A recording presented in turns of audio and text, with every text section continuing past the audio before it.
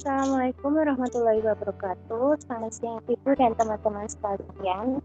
Pada kesempatan kali ini, kami dari kelompok 3 Ilmu Bahan Pangan kelas B Gizi 2021 ingin mempresentasikan materi mengenai kacang-kacangan. Sebelum memulai, izinkan saya memperkenalkan anggota kelompok kami terlebih dahulu. Yang pertama,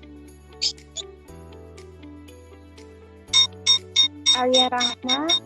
Yang kedua, Ahmadiyah Sekar Wulandari. Yang ketiga, Desi Safitri Rahmanisa Azhara. Yang keempat, saya sendiri, Devina Nisa Putri. Yang kelima, Syahira Firda Naura. Dan yang terakhir, Fania Hazaki. Yang pertama, saya akan menjelaskan apa sih kacang-kacangan itu. Kacang-kacangan merupakan bahan pangan yang termasuk ke dalam kelompok biji-bijian yang berukuran lebih besar dibandingkan dengan serealia, dan termasuk dalam famili Leguminosae. Kacang-kacangan merupakan sumber protein nabati yang penting dalam upaya perbaikan gizi. Hal ini disebabkan karena kandungan protein kacang-kacangan yang cukup tinggi, pengadaannya mudah, dan harganya relatif murah dibandingkan dengan sumber protein hewani seperti daging dan susu. Selain dikenal sebagai bahan pangan yang kaya akan zat gizi, diketahui bahwa kacang-kacangan juga mengandung komponen yang dapat merugikan kesehatan dengan mempersulit terserapnya nutrisi oleh tubuh. Komponen tersebut dikenal dengan istilah zat anti gizi. Meskipun begitu, senyawa anti gizi dapat dihilangkan atau dikurangi melalui proses pengolahan, seperti proses pemasakan, yaitu penggorengan, pemanggangan, pengukusan, hingga perebusan, dan juga dapat melalui proses fermentasi dan perendaman. Namun, perlu diingat bahwa perlakuan pengolahan tersebut juga dapat berpengaruh terhadap nutrien atau gizi lain yang terkandung dalam kacang-kacangan. Sekarang saya akan menjelaskan tentang kacang yang pertama, yaitu kacang hijau. Tanaman kacang hijau atau Vigna radiata adalah jenis tanaman yang termasuk dalam suku polong-polongan atau Fabaceae yang menghasilkan biji yang mengandung banyak karbohidrat dan protein. Di Indonesia sendiri, sebaran daerah produksi kacang hijau ada di Nanggro Aceh Darussalam, Sumatera Barat, Sumatera Selatan, Jawa Barat, Jawa Tengah, Jawa Timur, Sulawesi Utara, Sulawesi Selatan, Nusa Tenggara Barat, dan Nusa Tenggara Timur.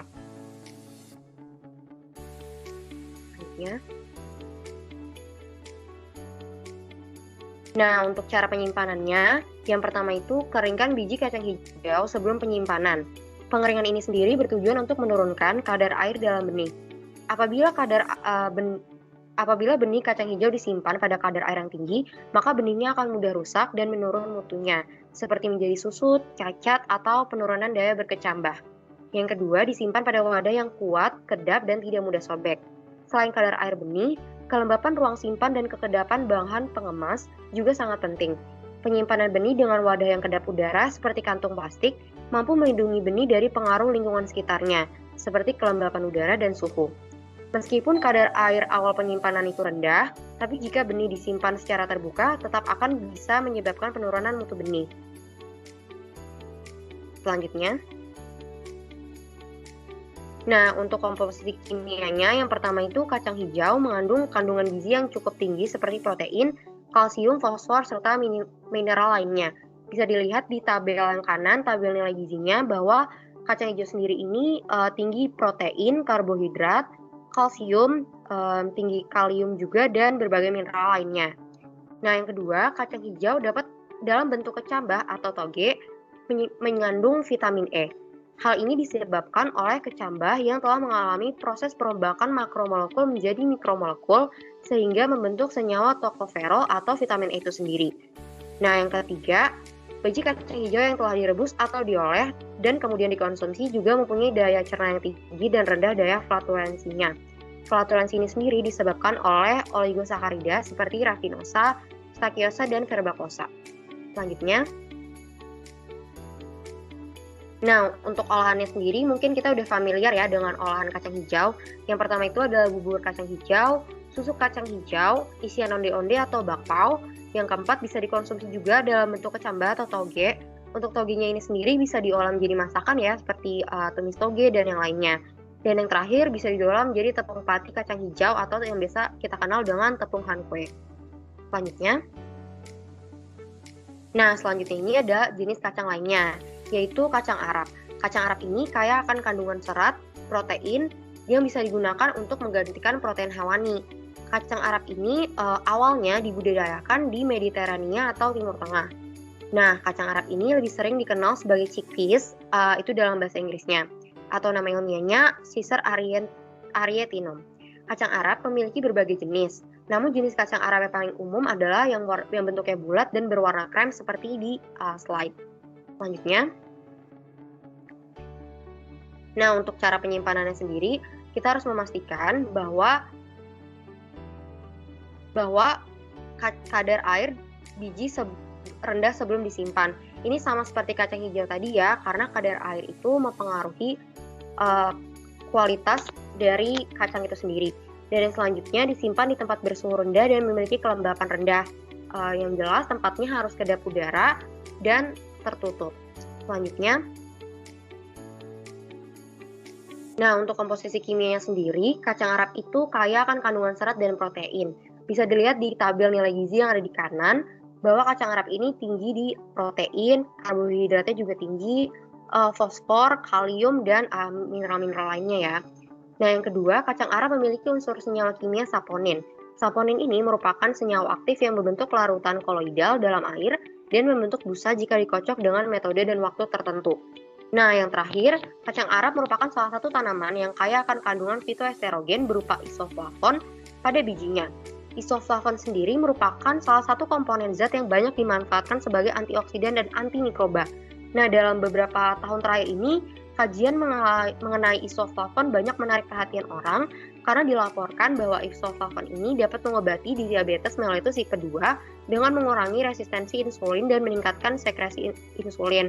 Selain itu, isoflavon ini juga bisa meningkatkan fungsi sel beta pada pankreas. Selanjutnya, nah ini olahan dari kacang Arab. Yang pertama itu ada air olahan kacang Arab atau aquafaba. Aquafaba ini digunakan sebagai bahan makanan pengganti telur. Aquafaba kacang Arab ini memiliki aroma yang paling tidak ketara dan hasilnya juga paling maksimal dibandingkan jenis kacang lainnya. Yang kedua itu bisa diolah juga menjadi tepung kacang Arab atau chickpea flour dan campuran smoothie dan campuran salad dan sup.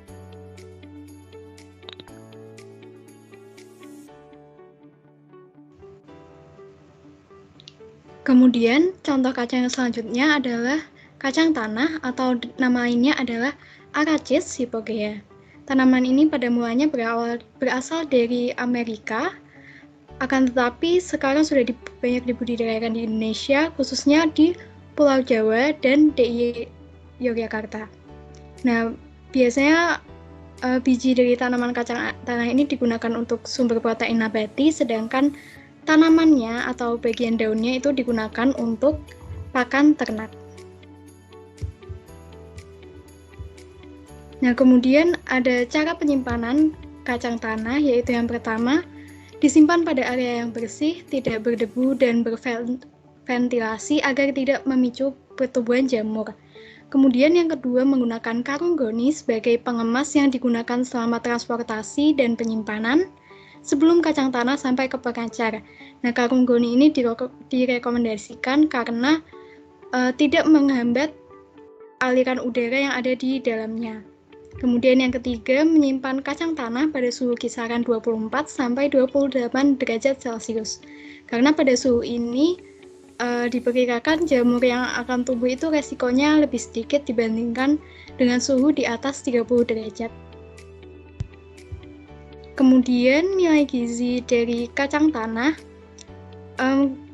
itu sendiri didominasi oleh kandungan lemak dan protein yang tinggi, akan tetapi lemak pada kacang tanah ini merupakan lemak tak jenuh yang dapat menurunkan kolesterol jahat. Kemudian kacang tanah juga memiliki indeks glikemik yang rendah, akan tetapi kacang tanah memiliki zat anti gizi yang disebut dengan aflatoksin. Aflatoksin adalah salah satu mikotoksin yang merupakan hasil metabolit sekunder dari jamur yang bernama Aspergillus, tepatnya pada golongan Flavi. Nah, aflatoksin ini dapat menyebabkan muntah, sakit perut, bahkan kanker hati atau bahkan kematian juga. Akan tetapi jangan khawatir karena aflatoksin ini bisa diminimalisasi hingga 95% dengan menyortir kacang tanah itu sendiri. Nah, kemudian olahan yang dapat dibuat dari kacang tanah cukup banyak ya. Yang pertama yaitu kacang tanah goreng, rebus, atau sangrai. Kemudian ada peyek, selai kacang tanah, tepung kacang tanah, sambal kacang, ting-ting kacang, dan juga susu kacang tanah. Nah, sebagai informasi, susu kacang tanah ini juga dipercaya dan dibuktikan dengan penelitian bahwa susu kacang tanah ini dapat digunakan pada orang yang ingin menurunkan berat badan. Kemudian, kacang gude. Kacang gude atau nama latinnya adalah Cajanus cajan, merupakan kacang yang berada di Jawa, Bali, NTB, NTT, dan Sulawesi Selatan. Nah, akan tetapi keberadaan kacang gude ini masih cukup asing di telinga masyarakat. Banyak yang hanya memanfaatkan daunnya saja sebagai sayuran, padahal biji dari tanaman kacang gude ini sangat tinggi zat gizinya, terutama pada protein dan lemaknya. Nah, cara penyimpanan kacang gude sebenarnya sama seperti pada kacang-kacang umumnya.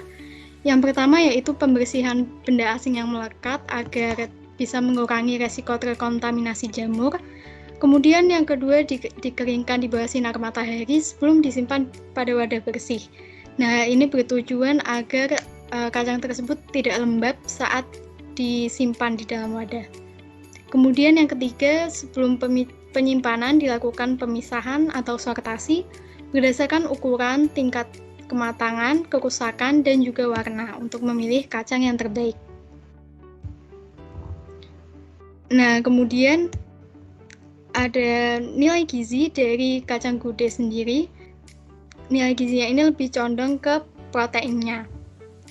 Dan di sini juga terdapat senyawa bioaktif seperti flavonoid, saponin, dan terpenoid yang dapat berfungsi sebagai antioksidan, antibakteri, dan juga antiinflamasi.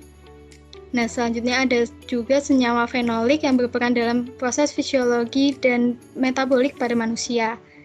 Akan tetapi senyawa kacang gude terdapat senyawa anti gizi yang disebut inhibitor tripsin yang akan menghambat proteolisis karena akan membentuk kompleks tripsin dan antitripsin, sehingga akan menyebabkan masalah jika kacang gude dikonsumsi dengan jumlah yang cukup besar. Nah, kemudian ini ada olahan dari kacang gude antara lain tempe, yogurt, tepung, kecap, tauco, dan dapat juga dimasak sayur. Untuk selanjutnya akan saya jelaskan tentang jenis kacang yang lain, yaitu kacang kedelai. Kacang kedelai dengan nama latin Glycinemax merupakan salah satu tanaman anggota kacang-kacangan yang memiliki kandungan protein nabati yang paling tinggi jika dibandingkan dengan jenis kacang-kacangan yang lainnya, yaitu seperti kacang tolo, kacang merah, kacang hijau, dan kacang tanah. Kacang kedelai tidak mengandung kolesterol, mempunyai kalori yang rendah dibandingkan protein, dan bertindak sebagai makanan yang tidak menggemukkan bagi penderita obesitas. Kacang kedelai juga mengandung kalsium, besi, dan fosfor. Kacang kedelai merupakan jenis kacang-kacangan yang mengandung lemak dan protein yang cukup tinggi. Karena kandungan lemak dan protein yang cukup tinggi inilah yang menyebabkan kacang kedelai mudah tengik dan cepat mengalami kemunduran pada saat proses penyimpanan. Cara penyimpanan kacang kedelai yaitu yang pertama, disimpan pada kemasan yang kedap udara. Kedelai dikemas dengan menggunakan bahan pengemas kedap udara untuk menghambat masuknya uap air dari luar kemasan ke dalam kedelai. Kemasan yang telah berisi kedelai harus tertutup rapat dengan cara diikat erat menggunakan tali atau bagian atas kantong dipres dengan kawat nikelin panas. Kedelai dalam kemasan dapat disimpan dalam ruangan beralas kayu atau pada rak-rak agar kemasan tidak bersinggungan langsung dengan lantai. Kedelai dalam penyimpanan harus terhindar dari serangan tikus atau hewan lain yang dapat merusak kantong kemasan maupun benih. Usahakan menyimpan kedelai dalam ruangan tersendiri dan tidak bercampur dengan bahan-bahan lain yang dapat menyebabkan ruangan menjadi lembab. Yang kedua, tempat penyimpanan harus teduh, kering, dan bebas hama atau penyakit. Dan yang terakhir, biji kedelai yang akan disimpan sebaiknya mempunyai kadar air 9-14%. Suhu ruang simpan merupakan faktor yang penting selama penyimpanan kedelai. Oleh karena itu, harus dipastikan tidak terlalu lembab. Selanjutnya, komposisi kimia dari kacang kedelai yaitu rendah akan lemak jenuh serta tinggi akan kandungan protein dan folat. Kedelai juga mengandung kalsium, zat besi, magnesium, seng, fosfor, dan kalium. Kedelai kering mengandung 34% protein, 19% minyak, 34% karbohidrat, 5% mineral, dan beberapa komponen lainnya termasuk vitamin. Kedelai mengandung sejumlah besar asam amino esensial untuk manusia, dan begitu juga merupakan sumber yang baik dari protein dan minyak sayur. Protein kedelai juga memiliki kandungan lisin dalam jumlah besar. Untuk lebih jelasnya bisa dilihat pada tabel. Selanjutnya, beberapa olahan yang berbahan baku dari kedelai yang umum dikonsumsi diantaranya adalah tempe, tahu, oncom, kecap, tauco, kembang tahu, roti atau kue, serta susu kedelai. Selain itu, kedelai juga dapat diolah dalam bentuk lain, seperti bahan makanan campuran untuk bayi dan balita. Yang selanjutnya ada kacang tolo. Kacang tolo dengan nama latin Vigna unguiculata merupakan anggota famili Leguminosae. Nama lain kacang tolo di Indonesia terutama Jawa adalah kacang dadap, kacang landes, kacang otok, dan kacang tunggak. Polong muda berwarna hijau muda atau kelam, kemudian berubah menjadi krem, coklat, atau hitam saat masak. Biji kacang tunggak bervariasi dalam ukuran, bentuk, dan warna. Salah satu faktor penyebab perbedaan warna adalah penyerbukan dengan bantuan serangga. Tingkat kejadian penyerbukan silang pada kacang tunggak atau tolo pada umumnya tidak terlalu tinggi sehingga didominasi jumlah biji menjadi acuan dalam menentukan warna biji. Selanjutnya, cara menyimpan kacang tolo yaitu sebelum disimpan, kacang dijemur terlebih dahulu agar terhindar dari kutu, kemudian simpan pada wadah kedap udara dan dalam penyimpanan jangan dicampur dengan jenis kacang yang lain. Selanjutnya ada nilai gizi dari kacang tolo yaitu kandungan protein kacang tolo berkisar antara 18,3 sampai 25,53% yang berpotensi sebagai bahan pangan protein nabati. Kandungan protein kacang tolo relatif tinggi dan mengandung lisin yang tinggi, sehingga dapat menyempurnakan kualitas protein biji-bijian. Dengan demikian, kacang tolo berpotensi sebagai sumber protein nabati selain kacang kedelai, sehingga diperlukan teknik pengolahan yang tepat, misalnya fermentasi menjadi tempe. Kacang tolo dapat digunakan sebagai bahan pembuatan tempe dengan kadar karbohidrat dan protein lebih tinggi daripada tempe kedelai, yaitu sebesar 41,27% dan 44,30%, serta rasa lebih gurih dibandingkan berbahan baku kedelai. Tempe kacang tolo diharapkan menjadi alternatif pengganti tempe kacang kedelai, sehingga dapat menjadi sumber protein nabati yang murah dan mudah didapat, terutama bagi masyarakat pedesaan. Selanjutnya, pengolahan kacang tolo bisa secara sederhana, yaitu hanya digoreng atau direbus, dan bisa menjadi bahan campuran dalam aneka masakan tradisional seperti sayur krecek atau brongkos. Selanjutnya ada kacang komak. Kacang komak merupakan tanaman kacang-kacangan asal Afrika dan Madagaskar. Kacang komak pada kondisi mendukung merupakan tanaman musiman atau baru satu musim saja sudah dimatikan untuk dijadikan pupuk hijau. Ada juga yang menanam kacang komak sebagai bahan makanan untuk menanggulangi musim paceklik, yaitu pada musim kering. Beberapa penelitian kacang komak juga telah berkembang dan memberikan bukti nyata bahwa kacang komak memiliki potensi sebagai bahan pangan yang kaya protein yang bermanfaat bagi masyarakat. Selanjutnya ada cara penyimpanan kacang komak. Agar tidak kapangan, kacang komak itu biasanya di penyanggaran terlebih dahulu. Dan selanjutnya biji kacang komak yang telah disanggar ini kemudian disimpan dan digunakan atau diolah jika diperlukan.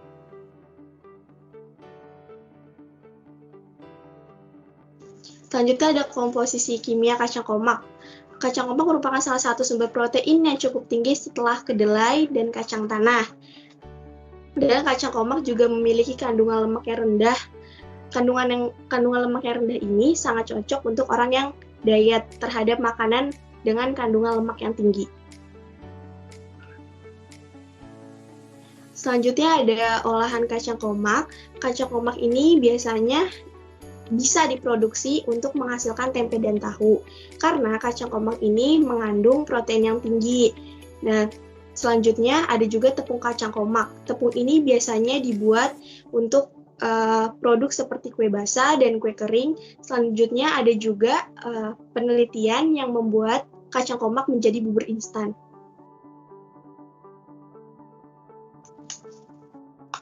Selanjutnya ada kacang babi. Kacang babi nama latinnya adalah Vicia faba. Kacang babi ini merupakan tumbuhan tahunan yang berasal dari daerah tropis. Tanaman ini dapat tumbuh pada ketinggian yang tinggi seperti di pegunungan. Tanaman ini juga tidak tahan kekeringan dan juga tidak tahan terhadap air yang berlebihan.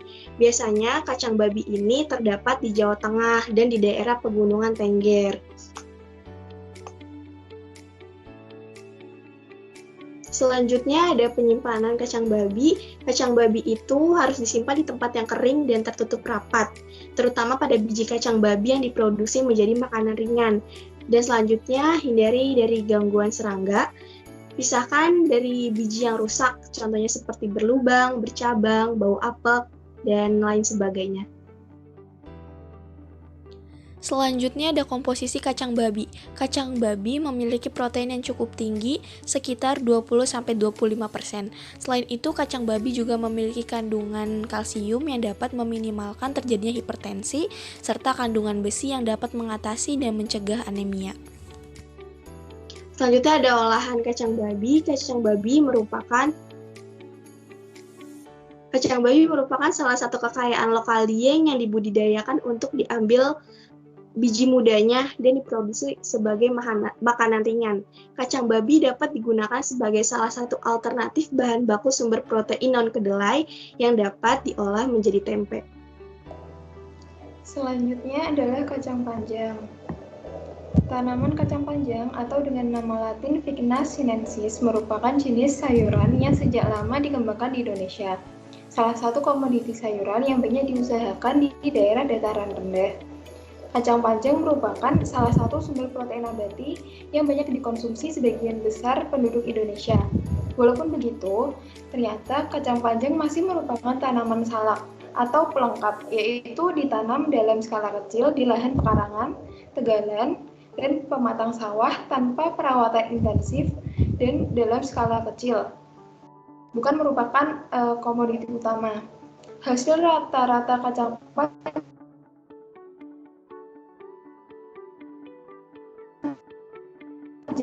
yang masih relatif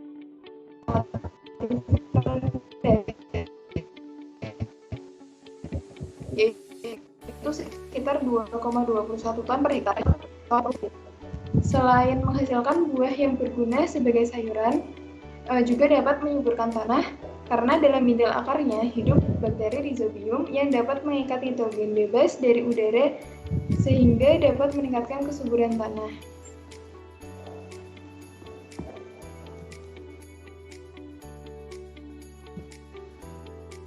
Lalu untuk cara penyimpanannya yaitu saat membeli kacang panjang pastikan terlebih dahulu bahwa kacang dalam keadaan baik, tidak rusak dan tidak ada kutunya. Saat sampai di rumah, pembungkus diganti dan dibuang bagian tanaman yang telah rusak. Tidak perlu dicuci karena kacang panjang akan menjadi lembab. Lalu lakukan teknik penyimpanan suhu rendah dengan menyimpan kacang panjang dalam lemari es bersuhu 5-8 derajat Celcius. Penyimpanan diletakkan pada bagian crisper, yaitu ruangan paling bawah pada bagian lemari es yang sudah dirancang untuk penyimpanan makanan. Cara penyimpanannya dilakukan dengan memilih kacang panjang yang masih bagus, lalu mengikatnya menjadi satu, mengemasnya dalam plastik yang sudah diberi lubang, dan menyimpannya di bagian crisper tersebut. Dengan penyimpanan yang benar, kacang panjang dapat bertahan sampai 10 hari. Selanjutnya, untuk komposisi kimia dan nilai gizi, sebagai sumber protein yang baik, kacang panjang memiliki kandungan vitamin A, tiamin, riboflavin, zat besi, fosfor, kalium, vitamin C, folat, magnesium, dan mangan. Berdasarkan kandungan yang telah dimilikinya, kacang panjang memiliki berbagai manfaat untuk tubuh, seperti tingginya serat yang terkandung dalam kacang panjang bersamaan dengan rendahnya kalori dan karbohidrat, menjadikan kacang panjang sebagai makanan yang ideal bagi penderita diabetes. Kacang panjang juga memberikan efek analgesik karena mengandung mineral seperti mangan yang dapat membantu menurunkan gejala dysmenorrhea dan juga dapat mengatasi nyeri haid pada wanita.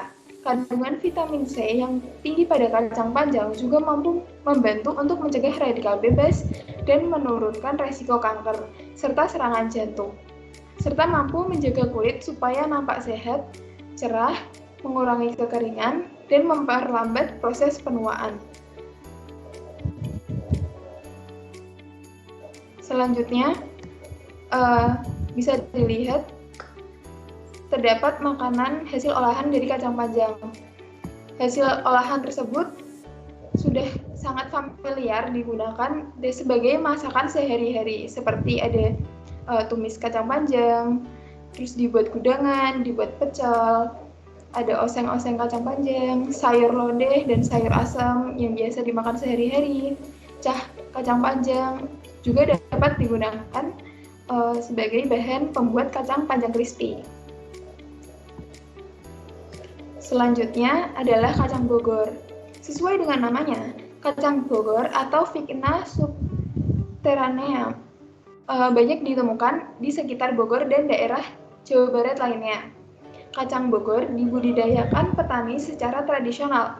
Varietasnya juga beragam dan berasal dari benih hasil tanaman sendiri. Di Indonesia, kacang Bogor telah lama beradaptasi dengan baik di wilayah Bogor dan bagian timur Jawa Barat, sehingga namanya dikenal dengan kacang Bogor. Walaupun begitu, sebenarnya kacang Bogor ini berasal dari wilayah Afrika. Oleh sebab itu, kacang Bogor merupakan salah satu tanaman tahan kering. Di beberapa daerah, terkadang sering terjadi adanya pergeseran musim yang mempengaruhi anomali iklim, sehingga kemarau makin panjang, sementara musim hujan menjadi lebih pendek dengan intensitas curah hujan yang tinggi. Nah, hal tersebut tentu saja berdampak besar bagi sektor pertanian. Oleh karena itu, kacang Bogor yang merupakan tanaman semusim dengan daya tahan adaptasi yang luas dan memiliki kemampuan mempertahankan diri yang baik dari cekaman kekeringan, dapat menjadi salah satu solusi dalam mengatasi kekeringan lahan, apalagi yang terjadi di Indonesia. Selanjutnya,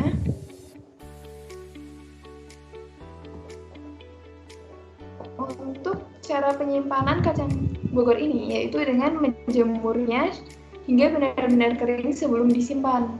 Kering lebih tahan lama jika dibandingkan dengan yang basah atau terkena air, karena dapat menimbulkan adanya bakteri serta jamur di dalam kacang Bogor tersebut. Lalu simpan kacang yang sudah dikeringkan ke dalam wadah kedap udara dan tutup dengan rapat. Lalu jangan sampai menyimpan kacang Bogor dengan jenis-jenis kacang lainnya. Jika kacang ingin disimpan dalam lemari es, gunakan wadah tertutup dan dianjurkan menggunakan toples plastik. Selanjutnya, berikut merupakan komposisi kimia dan nilai gizi dari kacang Bogor. Kacang Bogor direkomendasikan sebagai makanan sehat karena kandungan lemaknya yang besar dan terdiri dari asam lemak tak jenuh seperti palmitat, oleat, linoleat, dan kaprilat yang sangat penting untuk kesehatan tubuh. Kacang Bogor juga mengandung asam amino mintonin yang berfungsi untuk metabolisme dalam tubuh serta membantu regenerasi hati dan ginjal. Untuk nilai gizi bisa dilihat dalam tabel. Lalu setelahnya adalah olahan dari kacang Bogor. Di Indonesia sendiri, kacang Bogor banyak ditemui sebagai makanan dalam bentuk rebusan atau kacang goreng, seperti kacang Bogor pedas manis. Sebenarnya potensi pengembangan produk dari kacang Bogor masih terbuka lebar, seperti dapat digunakan sebagai susu, yogurt, keju lunak, roti bulung, dibuat dalam campuran cookies, cake, muffin, donat, roti, dan jenis masakan lainnya.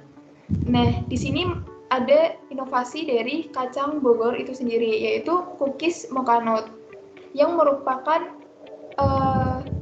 memiliki bahan dari tepung kacang Bogor dan tepung mocha yang terbuat dari umbi singkong. Dikarenakan aroma dari tepung kacang Bogor yang kurang diminati, akhirnya digunakan tepung mocha ini juga untuk membantu memberikan aroma yang lebih sedap.